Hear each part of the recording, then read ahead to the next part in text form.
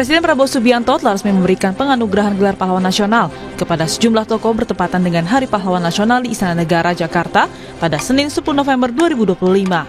Dari 10 nama, Presiden kedua Indonesia, Soeharto, menjadi salah satu tokoh yang menerima gelar pahlawan nasional. Presiden Prabowo menyerahkan langsung gelar pahlawan nasional itu kepada ahli waris. Pemberian gelar pahlawan nasional kepada Presiden kedua Indonesia, Soeharto, masih menjadi pro kontra. Siti Hediati Haryadi atau dikenal Titik Soeharto angkat bicara soal pro kontra terkait gelar pahlawan nasional untuk Presiden kedua RI Soeharto.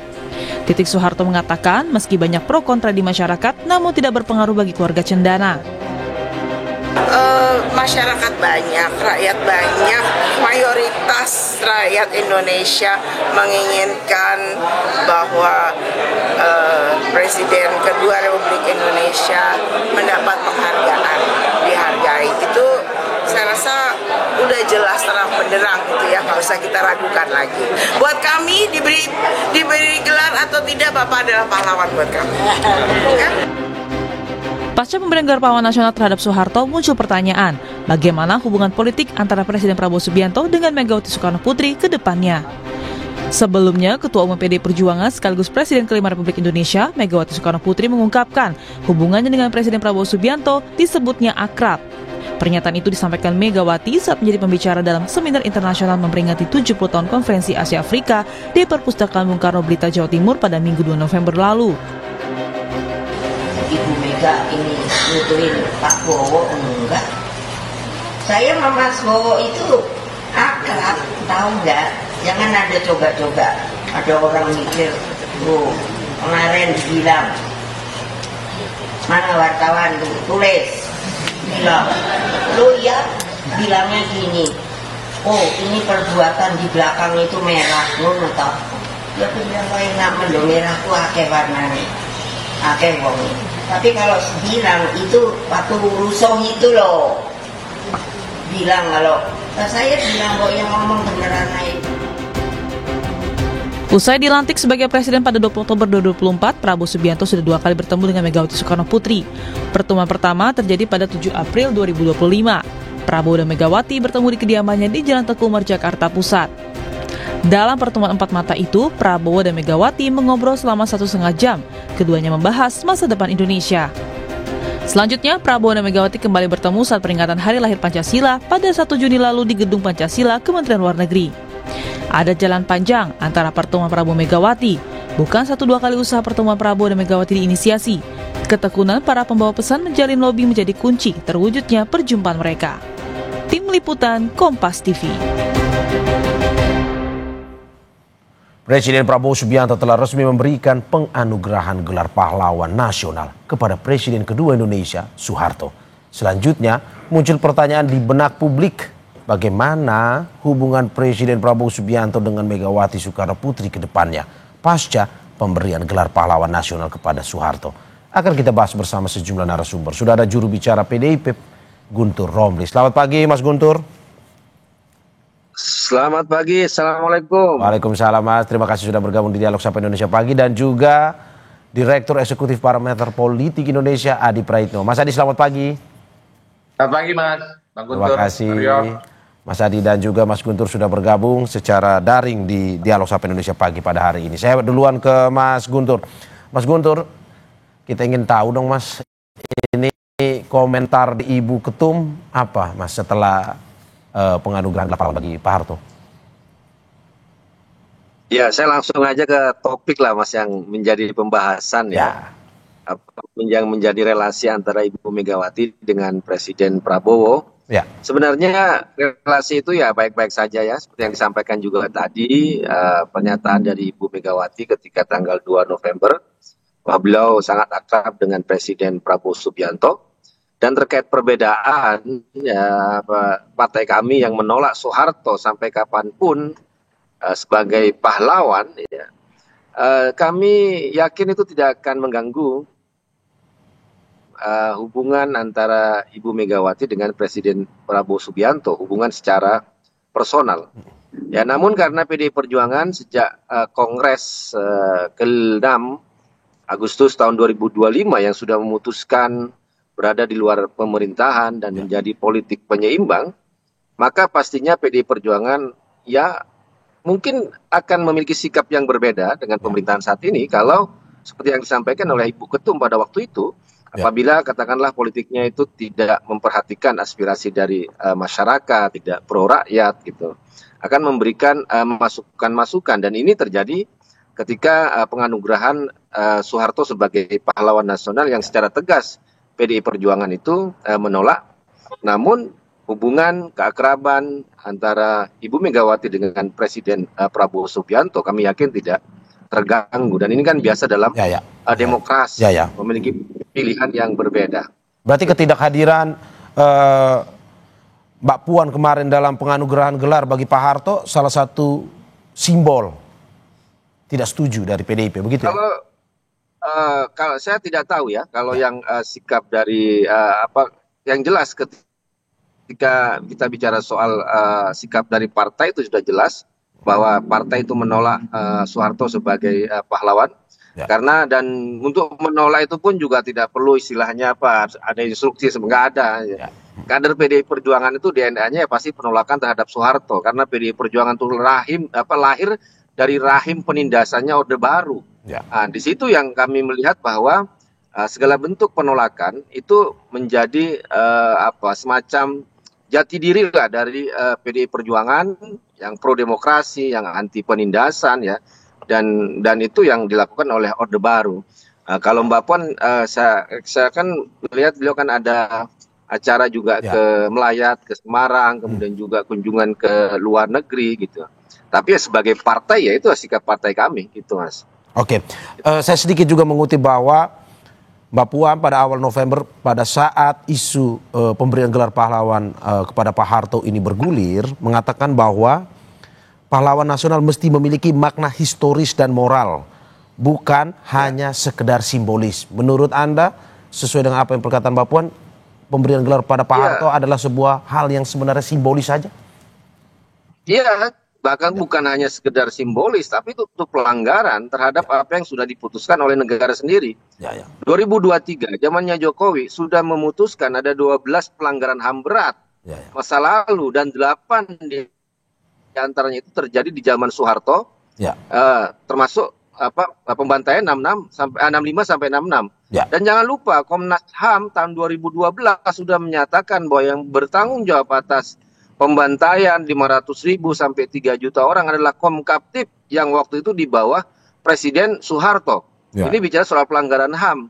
Kemudian juga dari Mahkamah Agung itu juga ada soal ganti rugi 4,4 triliun yang harus dibayarkan oleh Soeharto dan ahli warisnya kepada negara. Yayasan Super Semar. Lah gimana yang punya rekam jejak, kemudian putusan hukum, putusan Komnas HAM kok malah mau diangkat menjadi pahlawan nasional? Itu yang menurut kami nggak ngerti ini negara maunya apa gitu kan. Oke. Mas. Saya ke Mas Adi Praitno. Mas Adi, menarik bahwa apa yang disampaikan oleh PDIP selama isu pemberian gelar tersebut bergulir, tapi pada akhirnya Presiden Prabowo mengambil langkah untuk tetap memberikan gelar pahlawan tersebut kepada Pak Harto. Menurut Anda mengganggu atau tidak sebenarnya hubungan personal, profesional Ibu Mega dengan Pak Prabowo? Ya, saya kira memang saya mencoba untuk menggambarkan bagaimana hubungan politik antara PDIP dengan Gerindra, antara Prabowo Subianto dengan Megawati Soekarno Putri ini kan mirip head-love relationship. Ya, kadang satu sisi saling bekerja sama, tapi pada sisi yang lainnya saling berbeda kepentingan politik. Ini tentu tidak terlepas karena memang PDIP telah memilih jalur politiknya sebagai penyeimbang. Dalam konteks itu, publik melihat PDIP itu bermain di dua tempat. Ya. Satu tempat adalah bagaimana menegaskan dukungan politiknya jika ada kebijakan-kebijakan politik yang dikeluarkan oleh pemerintah itu sesuai dengan selera politik PDIP. Dan sudah hampir setahun ini sebenarnya begitu banyak kebijakan-kebijakan politik yang dikeluarkan oleh pemerintah, mulai dari soal MBG terkait dengan Koperasi Desa Merah Putih, soal kenaikan PPN, termasuk juga soal ketahanan pangan dan seterusnya. Saya kira PDIP secara total telah memberikan dukungan politik secara maksimal. Tapi pada saat yang bersamaan memang harus kita akui terkait dengan gelar pahlawan yang diberikan oleh negara kepada mantan Presiden Republik Indonesia Pak Soeharto, itu tentu menjadi batu uji sebenarnya bagaimana sikap politik PDIP terhadap pemerintah. Kalau dibaca resultantenya memang cukup keras ya, memberikan penolakan terkait dengan hal ini. Pertanyaannya adalah apakah ini akan mengganggu? Kalau saya melihat rata-rata secara umum ya hubungan politik antara PDIP dengan Gerindra, kemudian Pak Prabowo dengan Megawati per hari ini masih cukup baik-baik saja. Semuanya masih bisa dirawat, cukup konsisten, dan kedua tokoh ini selalu mengatakan sebagai kawan lama yang bisa bersinergi dalam banyak hal. Itulah yang saya sebutkan, posisi sebagai partai penyeimbang membuat PDIP itu seringkali bermanuver, kadang teman, dan besoknya pun bisa saling berhadapan-hadapan satu sama yang lain. Nah, yang kedua, saya membaca memang bahwa sekalipun PDIP itu menolak soal penganugerahan gelar pahlawan yang diberikan oleh pemerintah kepada Soeharto, tapi kan penolakannya tidak terlampau ngotot. Misalnya, ini tidak terwujud dalam sebuah sikap protes politik yang mungkin dilakukan secara konfrontatif di parlemen, karena saya lihat rata-rata secara umum para politisi, kawan-kawan PDIP di parlemen ya mungkin hanya 1-2 orang yang menyatakan keberatannya, tapi tidak dibacakan sebagai sebuah sikap fraksi yang itu adalah sebagai bentuk penunjukan bagaimana PDIP secara fraksi yang hari ini adalah partai pemenang Pileg itu melakukan penolakan terkait dengan gelar pahlawan itu. Ya, tapi Mas Adi kan kalau kita lihat dari pidato Ibu Mega, kan Ibu Mega sangat betul menolak ataupun mengkritik terkait dengan pemberian gelar pahlawan ini, karena kan secara historis Ibu Mega kan mengetahui betul. Ya, saya kira tidak ada bantahan terkait dengan Soeharto dan Orde Baru. Saya kira memang bagi PDIP ini adalah semacam perlawanan politik yang sifatnya ideologis, karena apapun judulnya, PDI saat itu adalah partai politik yang dalam banyak hal memang diperlakukan diskriminatif, diperlakukan tidak adil, dan seterusnya. Jadi wajar ketika ada gelar pahlawan ini, sampai detik ini pun seluruh kader PDIP itu cukup resisten dan memberikan penolakan. Cuman saya membaca ada sesuatu yang ingin dirawat hubungan politiknya antara PDIP dengan pemerintah hari ini.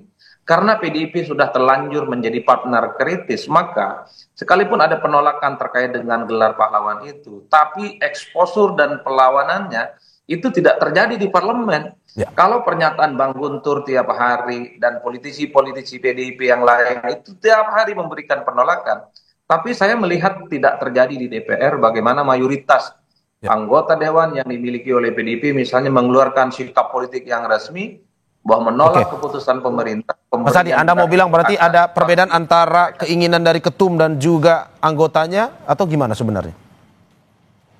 Ya, saya kurang paham mekanisme bagaimana pengambilan keputusan politik di internal PDIP, khususnya yang ada di parlemen. Tapi yang saya bayangkan, kalau memang PDIP cukup serius menganggap gelar pahlawan ini adalah sesuatu yang memang harus diperjuangkan penolakannya, salah satu perlawanannya di parlemen.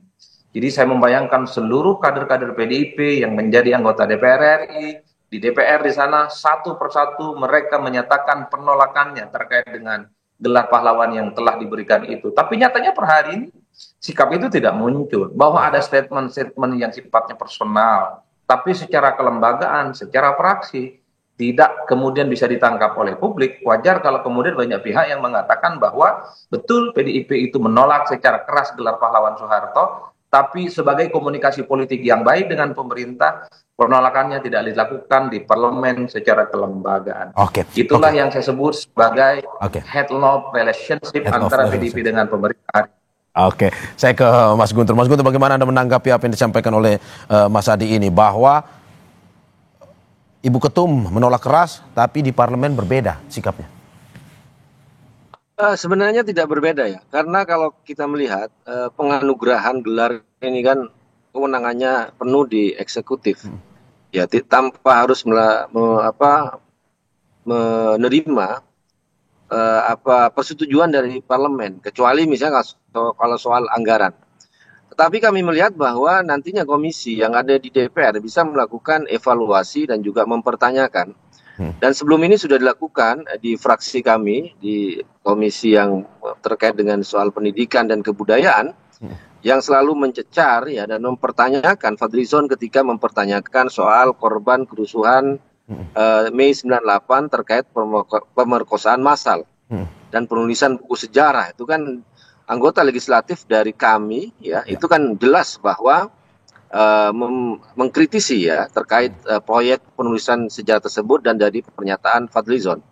Nah, terkait penganugerahan gelar ini, dan itu juga di bawah tanggung jawab Menteri Kebudayaan, maksudnya di bawah Fadlizon, ya fraksi dan komisi kami tentu saja bisa Mas Guntur? mempertanyakan ya, Oke. mempertanyakan kenapa diberikan gelar ya. Karena yang kami itu juga terima informasi, itu kan sebenarnya Soeharto kan tidak lulus di tim seleksi di awal, tapi tiba-tiba namanya muncul di akhir ya. Karena persoalan-persoalan hukum, persoalan HAM, di Soeharto itu belum selesai loh.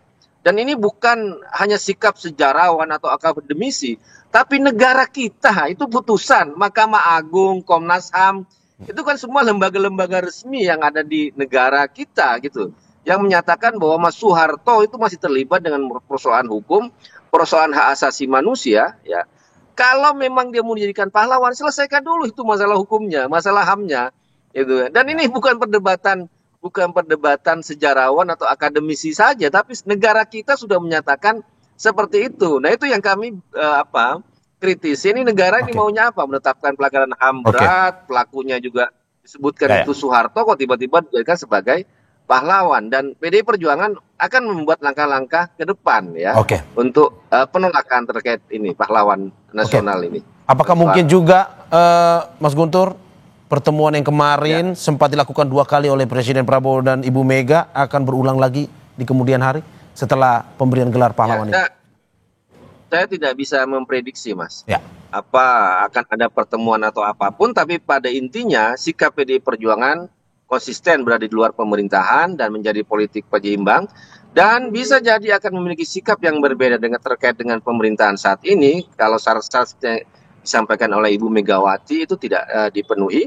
Tapi bagi kami yakin bahwa itu tidak akan mengganggu hubungan personal antara Ibu Megawati dengan Presiden Prabowo Subianto. Itu, Mas. Oke, saya ke Mas Adi. Mas Adi Praitno, bagaimana Anda melihat bahwa apakah ke depan PDIP akan semakin keras misalkan mengkritik kebijakan-kebijakan pemerintah mungkin dengan atau usai pemberian gelar pahlawan kepada Pak Harto ini?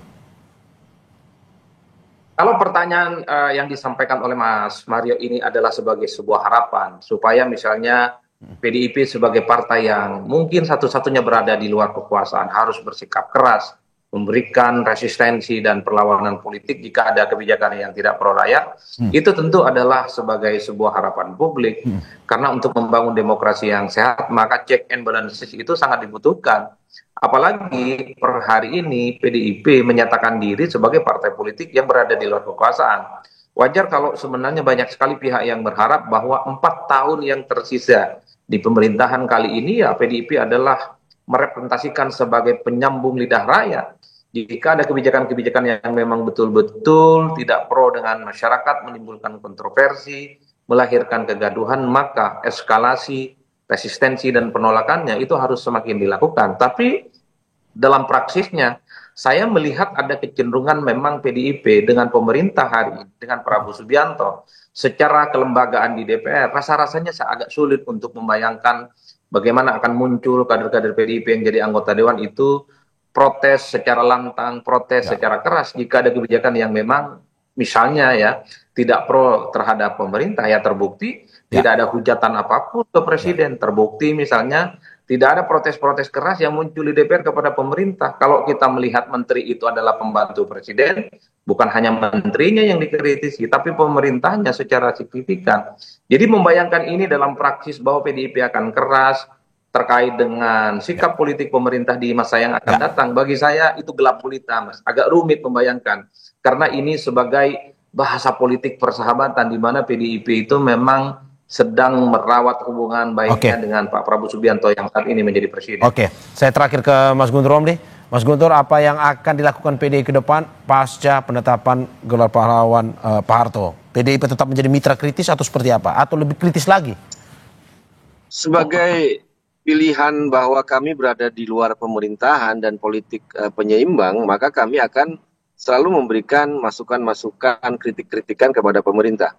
Ya, Anda bisa lihat sendiri misalnya sikap kami di parlemen ya, misalnya kalau Anda melihat akun-akun resmi kami bagaimana anggota DPR kami juga mengkritik soal MBG, terkait koperasi merah putih, terkait dengan BUMN dan sebagainya. Itu merupakan bagian dari jalan politik PDI Perjuangan ke depan yang memantapkan diri berada di luar pemerintahan dan sebagai politik penyeimbang yang kami ingin program-program yang ada di pemerintahan Pak Prabowo ini benar-benar pro kepada rakyat, dan itulah bagian dari tanggung jawab kami dan tugas kami ke depan, Mas. Oke, terima kasih juru bicara PDIP Guntur Romli. Sebentar. Oke, siap. Wah, Mas Adi Praitno. Oke, boleh singkat. Mas Adi Praitno, silakan. Ya, saya kira PDIP hari ini agak berbeda dengan PDIP di zaman SBY yang jadi oposisi. Dulu hampir segala apapun yang dilakukan oleh SBY, itu PDIP cukup lantang memberikan protes ya. Tapi berbeda dengan hari ini, karena bagi saya PDIP masih memilih mana yang harus diprotes dan mana memang harus disampaikan secara lunak. Iya, judulnya berada di luar, tapi pada saat yang bersamaan hatinya terus ingin bekerja sama dengan pemerintah. Itu PDIP hari ini, Mas Mario. PDIP yang lebih lunak ya, Mas Adi? Oke, terima kasih. Begitu. Terima kasih juru bicara PDIP Guntur Romli dan juga Direktur Eksekutif Parameter Politik Indonesia Adi Praitno atas apa yang disampaikan hari ini. Sehat-sehat selalu Mas Guntur, Mas Adi.